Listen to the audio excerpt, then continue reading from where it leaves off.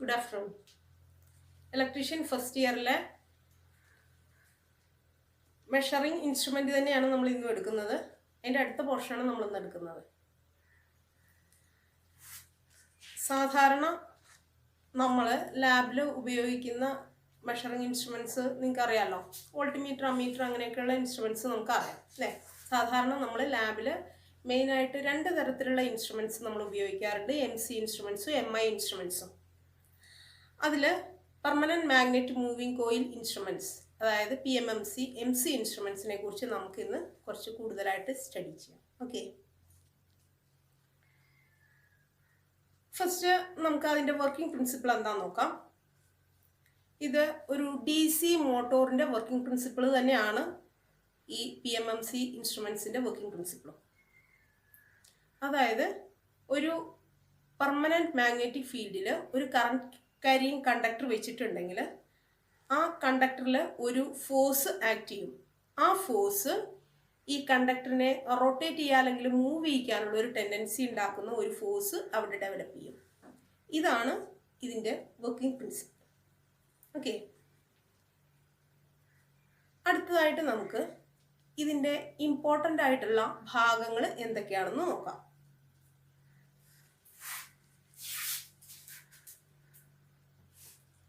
ഒരു horse shoe shaped permanent magnet വെച്ചിട്ടുണ്ട്. Then ഒരു aluminium former, copper enamelled coil, then hair spring, സ്പിൻഡിലുണ്ട്, then pointer, പിന്നെ ഇതിനെ സപ്പോർട്ട് ചെയ്യാൻ ഒരു പിവറ്റ്, ദെൻ ഒരു ഡയല്. ഇതെല്ലാമാണ് നമുക്ക് ഇതിൻ്റെ ഇമ്പോർട്ടൻ്റ് ആയിട്ടുള്ള ഭാഗങ്ങൾ. ഓക്കെ, ഇനി ഈ പെർമനന്റ് മാഗ്നറ്റ് നമുക്കറിയാം ഒരു സ്ട്രോങ് മാഗ്നറ്റിക് ഫീൽഡ് പ്രൊഡ്യൂസ് ചെയ്യും. ദെൻ അലുമിനിയം ഫോർമർ ആണ് നമ്മളിവിടെ ഉപയോഗിച്ചിട്ടുള്ളത്. ഈ അലുമിനിയം ഫോർമറിൽ തന്നെയാണ് നമ്മൾ ഈ കോയില്, തിൻ കോപ്പർ കോയിലാണ് നമ്മൾ യൂസ് ചെയ്യുന്നത്. ഈ കോപ്പർ കോയില് ചുറ്റിയെടുക്കുന്നത്, വൗണ്ട് ചെയ്തെടുക്കുന്നത് ഈ ഫോർമറിലാണ്. ഈ ഫോർമറിൻ്റെ പിന്നെ ഉപയോഗം എന്ന് വെച്ചാൽ ജസ്റ്റ് ഈ കോയിലിനെ സപ്പോർട്ട് ചെയ്യൽ മാത്രമല്ല. നമ്മൾ കഴിഞ്ഞ ക്ലാസ്സിൽ പഠിച്ചു അലുമിനിയം ഫോർമർ വെച്ചിട്ടാണ് നമ്മൾ ഡാമ്പിംഗ് ഫോഴ്സ് ക്രിയേറ്റ് ചെയ്തെടുത്തിരുന്നത്. അപ്പോൾ ഈ ഡാമ്പിംഗ് ഫോഴ്സ്, ഈ ഇൻസ്ട്രുമെൻറ്റിന് ആവശ്യമായിട്ടുള്ള ഡാമ്പിംഗ് ഫോഴ്സ് പ്രൊവൈഡ് ചെയ്യുക എന്നുള്ളത് കൂടി ഈ ഫോർമറിൻ്റെ ഉപയോഗമാണ്.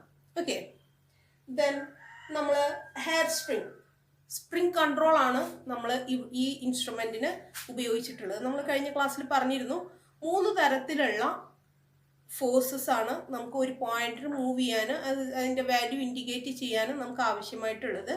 അത് ഡിഫ്ലക്റ്റിംഗ് ടോർക്ക്, അതേപോലെ controlling torque, then damping torque. ഈ 3 ആയിരുന്നു നമുക്ക് ആവശ്യമായിട്ടുള്ളത്. അപ്പോൾ ഡാമ്പിംഗ് ടോർക്ക് പ്രൊവൈഡ് ചെയ്യാൻ നമ്മൾ അലുമിനിയം ഫോർമർ വെച്ചിട്ടുണ്ട്. എഡി കറന്റ് ഡാമ്പിംഗ് ആണ് നമ്മളിവിടെ ഉപയോഗിക്കുന്നത്. ഓക്കെ, ദെൻ നമുക്ക് ഈ ഹെയർ സ്പ്രിങ് 2 ഹെയർ സ്പ്രിങ്ങുകളാണ് നമ്മളിവിടെ യൂസ് ചെയ്യുന്നത്. ഈ ഹെയർ സ്പ്രിങ് ആണ് ആക്ച്വലി നമുക്കുള്ള കൺട്രോളിംഗ് ടോർക്ക് പ്രൊഡ്യൂസ് ചെയ്യുന്നത്. കഴിഞ്ഞ ക്ലാസ്സിൽ പറയാൻ ഞാൻ വിട്ടുപോയിരുന്നു.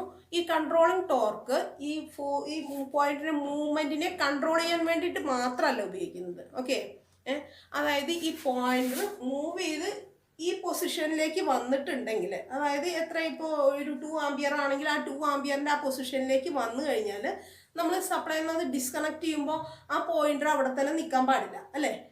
ആ പോയിന്റർ വീണ്ടും നമ്മുടെ 0 പൊസിഷനിലേക്ക് പോകും കൂടി വേണം.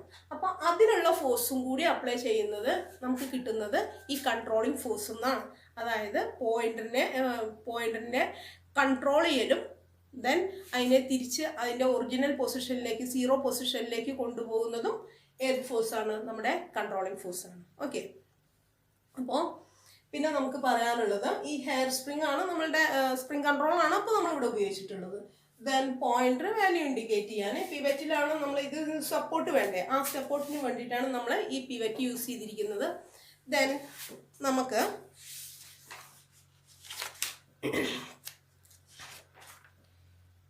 ഈ ഫിഗർ ഞാൻ കാണിക്കാം. ഫിഗർ ശ്രദ്ധിക്കണം.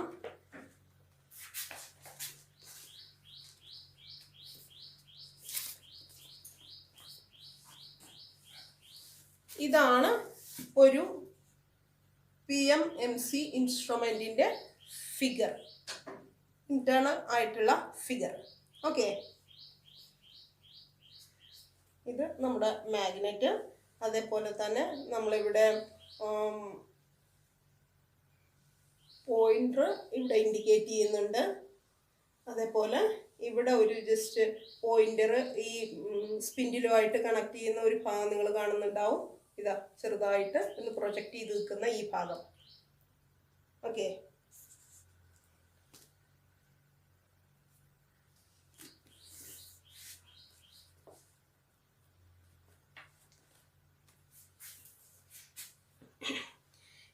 ഫോസ്ഫർ ബ്രോൺസ് കൊണ്ട് ഉണ്ടാക്കിയിട്ടുള്ള ഹെയർ സ്പ്രിംഗ് ആണ് നമ്മളിവിടെ യൂസ് ചെയ്തിട്ടുള്ളത്. ഓക്കെ, പിന്നെ ഈ പെർമനന്റ് മാഗ്നറ്റ് ഉണ്ടാക്കിയിരിക്കുന്നത് അൽനിക്കോ കൊണ്ടാണ്. പെർമനന്റ് മാഗ്നറ്റ് ആണ് നമുക്ക് ഒരു സ്ട്രോങ് മാഗ്നറ്റിക് ഫീൽഡ് ഇവിടെ പ്രൊവൈഡ് ചെയ്യുന്നത്. ഓക്കെ, ദെൻ സർക്യൂട്ടിലേക്ക് മീൻസ് ഇൻസ്ട്രുമെന്റിലേക്ക് സപ്ലൈ വരുന്നതും അവിടുന്ന് പോകുന്നതും ഈ സ്പ്രിംഗ് കൺട്രോൾ മുഖേനയാണ്. 2 സ്പ്രിംഗ് കൺട്രോൾ ഉപയോഗിച്ചിട്ടുണ്ട്. ഈ സ്പ്രിംഗ് കൺട്രോളിൽ കൂടെയാണ് സപ്ലൈ കോയിലേക്ക് വരുന്നതും അവിടുന്ന് തിരിച്ചു പോകുന്നതും. ദെൻ എങ്ങനെയാണ് ഇതിൻ്റെ വർക്കിംഗ് എന്ന് നോക്കാം. ഈ ഫോർമറിൽ നമ്മളുടെ കോപ്പർ വയർ വൗണ്ട് ചെയ്തെടുക്കുന്നു. അത് നമ്മൾ സ്പിൻഡിലിനോട് കണക്ട് ചെയ്തിട്ടുണ്ട്. ഓക്കെ, ആ സ്പിൻഡിലിനോട് തന്നെ ഈ ഹെയർ സ്പ്രിങ്ങും കണക്ട് ചെയ്തിട്ടുണ്ട്.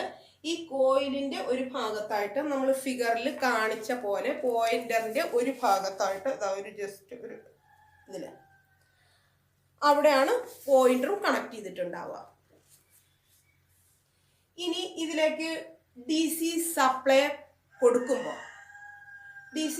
കൊടുക്കുമ്പോൾ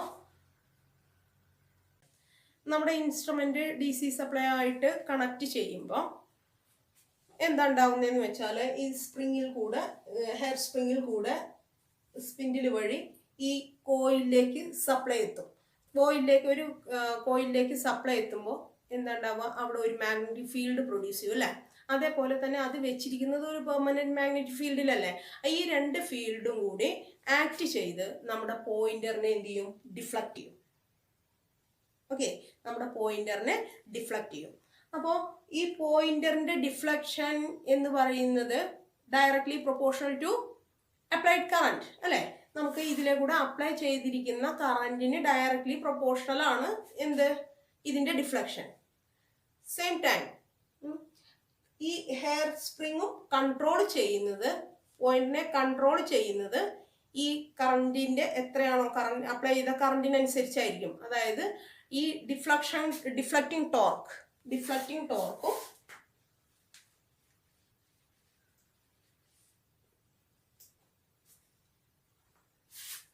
ഡിഫ്ലക്റ്റിംഗ് ടോർക്കിനെ നമുക്ക്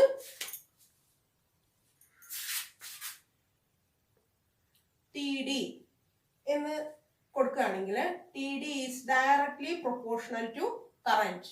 ഓക്കെ, ആൻഡ് കൺട്രോളിംഗ് ടോർക്കിനെ നമുക്ക് TC എന്ന് ഇൻഡിക്കേറ്റ് ചെയ്യാം. Okay, controlling torque is also directly proportional to current. So ഇത് രണ്ടും ഈ അപ്ലൈ ചെയ്യുന്ന കറന്റിന് ഡയറക്ട്ലി പ്രൊപ്പോർഷണൽ ആയതുകൊണ്ട് തന്നെ മൂവ്മെന്റ് ഒരു കൃത്യമായ അളവിലായിരിക്കും. അതുകൊണ്ട് തന്നെ നമുക്ക് ഈ MC ഇൻസ്ട്രുമെന്റില് വളരെ കൃത്യമായിട്ടുള്ള ഒരു ഗ്രാജുവേറ്റഡ് സ്കെയിൽ, അതായത് വളരെ യൂണിഫോം സ്കെയില് നമുക്ക് അവൈലബിൾ ആവും. ഓക്കെ, MI ഇൻസ്ട്രുമെന്റിലാണെങ്കിൽ നമുക്ക് ഇതേപോലെയുള്ള ഒരു യൂണിഫോം സ്കെയില് നമുക്ക് കിട്ടില്ല. ഇനി എന്തൊക്കെയാണ് നമ്മളുടെ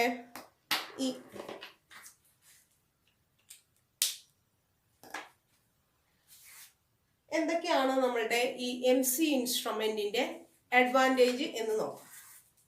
MC ഇൻസ്ട്രുമെന്റിന് നമുക്ക് മെയിൻ ആയിട്ടുള്ള ഒരു അഡ്വാൻറ്റേജ് ആണ് ഒരു കൃത്യമായിട്ടുള്ള ഒരു സ്കെയിൽ, യൂണിഫോം സ്കെയിൽ. ദെൻ